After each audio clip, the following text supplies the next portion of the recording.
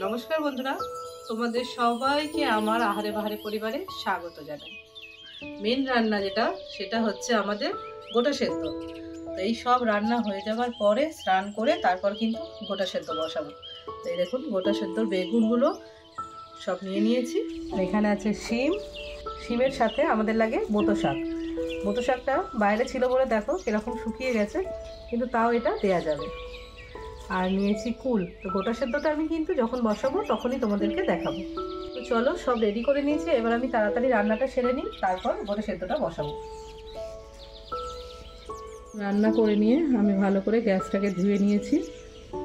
গোটা সেদ্ধর হাঁড়ি বসিয়ে দিয়ে আমি ওপরে একটু তেল সিঁদুর দিয়ে দেবো, আর এই উনুনেও আমি তেল সিঁদুর দিয়ে দেবো।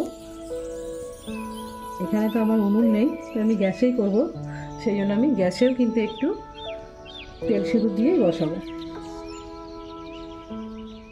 তো কালকে পুজো হবে, আমাদের গোটা সেদ্ধর হাঁড়ির মধ্যে পুজো হয়, ওই জন্য এইভাবে তেল সিঁদুর দিয়েই বসাতে হয়।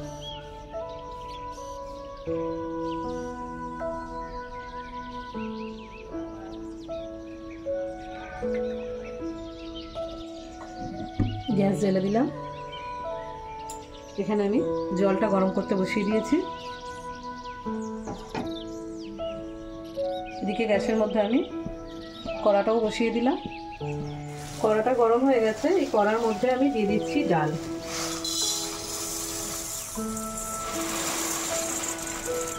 বন্ধুরা, আমরা কিন্তু গোটা সেদ্ধতে মাছ কলাই দিই। অনেকের কিন্তু 3 রকম 4 রকম কলাই দিয়ে গোটা সেদ্ধ হয়, কিন্তু আমাদের এই একই রকম কলাই দিয়ে কিন্তু গোটা সেদ্ধ করে। এটাকে আমি নেড়ে চেড়ে হালকা একটু গরম করে নেব। গরম করে যদি গোটা সেদ্ধটা করা হয় তাহলে কিন্তু খুব সুন্দর সেন্ট হচ্ছে। কলাইটা আমাদের বেশ গরম হয়ে গেছে, হাতে বেশ গরম লাগছে। এবার আমি গ্যাসটা অফ করে দেবো, আর গরম করবো না। ডালটা খুব ভালো করে আমি ধুয়ে নিয়েছি, আর দেখুন জলটা গরম হয়ে গেছে, ধোঁয়া ছেড়ে দিয়েছে।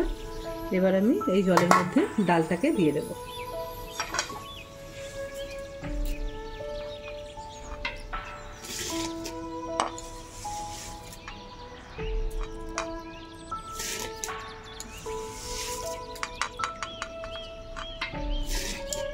ঢাকনা দিয়ে আমি এটাকে গ্যাসটা কমিয়ে দিয়ে রেখে দেব।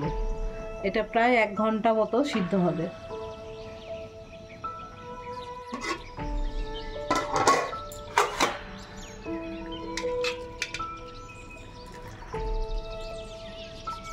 ডালটা হাফ সিদ্ধ হয়ে গেছে।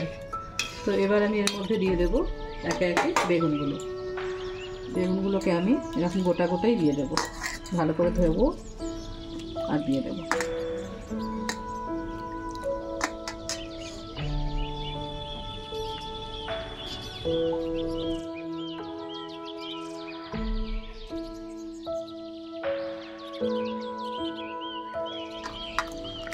এবারে এই শিমগুলো আমি ভালো করে ধুয়ে দিয়ে দেব।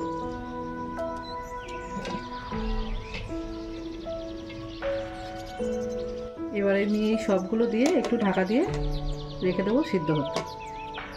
বেগুন আর শিমটা সিদ্ধ হয়ে গেলে গ্যাসটা অফ করার আগে আমি দিয়ে দেব একটা রসুন গাছ।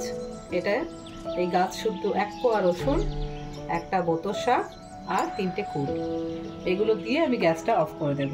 আর এই ঢাকনা কিন্তু আবার কালকে খুলবো, আজকে আর কিন্তু এগুলো সব দেওয়ার পরে আর ঢাকনাটা খুলবো না। বন্ধুরা, কালকে আপনাদেরকে আমি গোটা সিদ্ধ হওয়ার ভিডিও দেখিয়েছিলাম, আর এখানে দেখুন মা ষষ্ঠীকে সেই সবই দেয়া হয়েছে।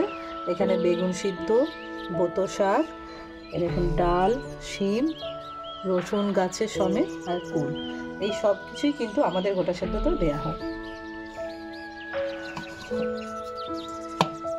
বেগুনটা তুলে নিয়ে আমি সকালে খেতে দিয়েছিলাম, আর এই দেখুন হাঁড়ির মধ্যে শিম আর ডাল সিদ্ধ সবই রয়ে গেছে।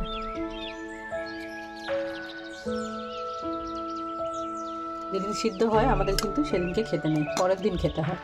আর এদিকে সকালে পুজো হওয়ার পরে আমি এই সব সবাইকে খেতে দিয়েছিলাম, আর মা ষষ্ঠীকে ভাত দেওয়ার পরে কিন্তু আমাদের এই সব খাওয়া দাওয়াগুলো হয়।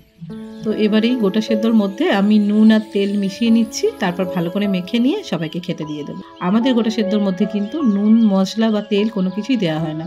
তো বন্ধুরা, এই গোটা সেদ্ধর দিন আরও কী রান্না করেছি সেটা তোমরা আমার আগের ভিডিওতে পেয়ে যাবে।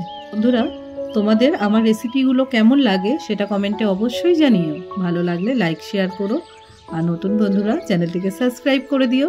সবাই ভালো থেকো, সুস্থ থেকো।